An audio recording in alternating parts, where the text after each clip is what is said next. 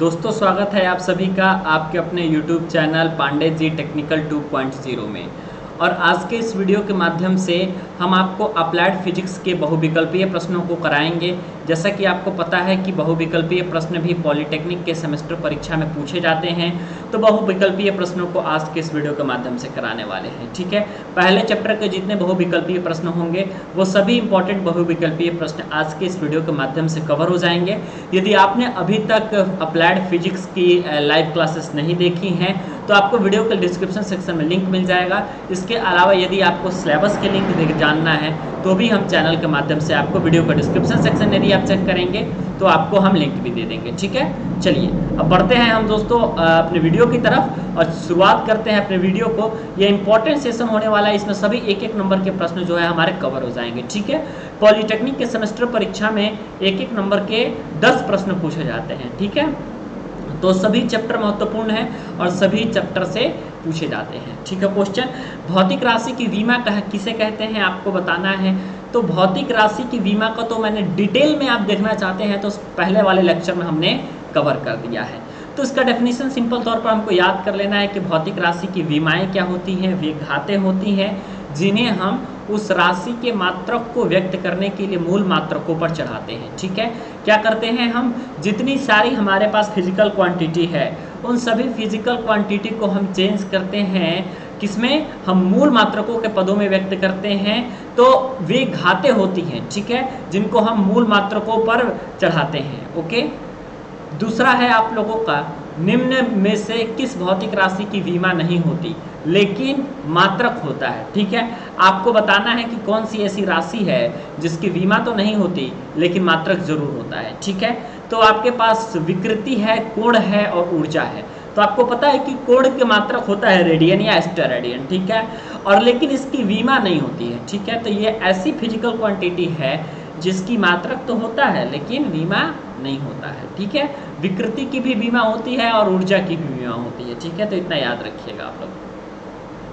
अगला है आप लोग के पास कि विमीय विश्लेषण की क्या सीमाएं हैं। ठीक है, तो विमीय विश्लेषण के लिमिटेशन है कुछ इस तरीके से, पहला कि भौतिक राशि सदिश है या अदिश इसके द्वारा ज्ञात नहीं किया जा सकता। जैसा कि आपको पता है कि मात्रक ज्ञात किया जा सकता है, उसकी विमा ज्ञात की जा सकती है, एक पदों से दूसरे पदों में व्यक्त किया जा सकता है, लेकिन कौन सी राशि हमारे पास सदिश राशि है और कौन सी राशि हमारी अदिश राशि है, इस बात का पता हम विमीय विश्लेषण के द्वारा नहीं लगा सकते। इसके अलावा यदि किसी भौतिक राशि के फॉर्मूले में त्रिकोणमितीय पद या लघुकणिकीय पद आते हैं तो इन समीकरणों का विश्लेषण हम जो विमीय विश्लेषण से नहीं कर सकते हैं। ठीक है, तो ये कुछ विमीय विश्लेषण की सीमाएं हैं। ये सभी प्रश्न दोस्तों एक एक नंबर में पूछे जाते हैं। ठीक है, तो इतना याद रखिएगा। आदर्श गैस समीकरण PV = RT। ठीक है, इसमें आपको क्या करना है, R की विमा निकालनी है। तो जब R की विमा निकालेंगे तो ये PV/T हो जाएगा। ठीक है, इसका मतलब ये हो गया कि पहले हमको निकालना है प्रेशर की विमा और उसके पास वेलोसिटी की विमा और प्रेशर की विमा और वेलोसिटी की विमा, प्रेशर की विमा निकालनी है। उसके बाद आयतन की विमा निकालनी है। यहाँ भी क्या है आपका आयतन है।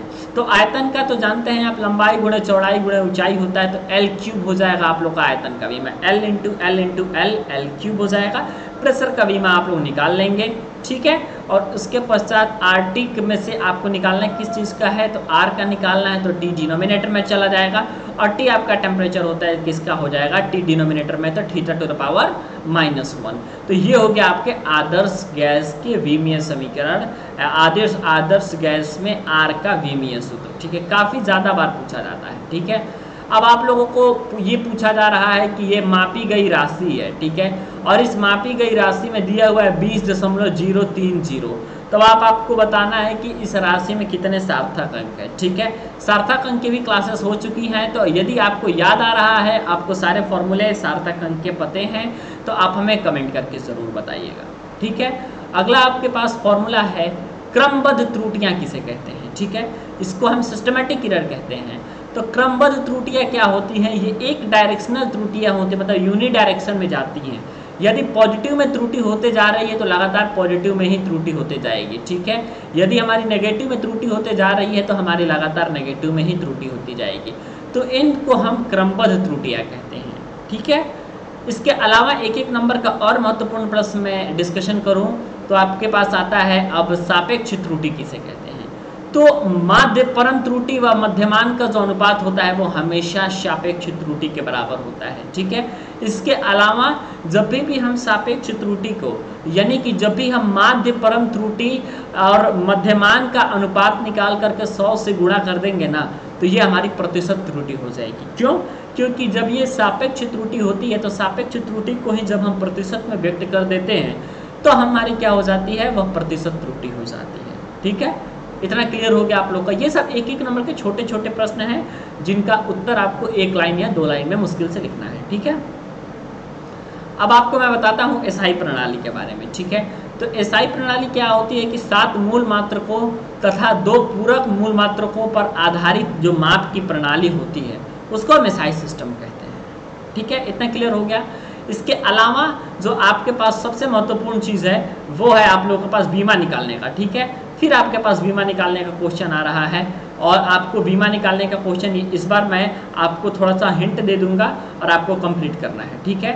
जैसे देखिए यहाँ पर दे दिया है कोणीय संवेग का एसआई मात्रक यहाँ पर दे दिया है आप लोग का, ठीक है। कोणीय संवेग का एसआई मात्रक होता है किलोग्राम मीटर स्क्वायर अपान प्रति सेकंड। अब इसको आपको बीमा निकालना है तो किलोग्राम के लिए तो आपको बता दें द्रव्यमान के लिए एम होता है तो आप यहाँ पर एम लिख लेंगे। क्लियर हो गया। यहाँ पे द्रव्यमान के लिए एम होता है तो आप लोग क्या लिख लेंगे, एम लिख लेंगे। अब उसके अलावा आपको क्या करना है मैं बताता हूँ थोड़ा। ये जो आपका द्रव्यमान है तो इसके लिए एम लिख लिए, क्लियर। मीटर स्क्वायर है मतलब एल स्क्वायर हो गया और अपॉन में सेकंड है मतलब टाइम है तो ये टी हो गया। अब ये टी नीचे है और ये इसको ऊपर लेकर जाना है तो हमको क्या करेंगे, टी टू द पावर -1 हो जाएगा तो एम एल स्क्वायर हो जाएगा, टी टू द पावर -1 हो जाएगा और इसको हम ब्रैकेट में बंद कर देंगे।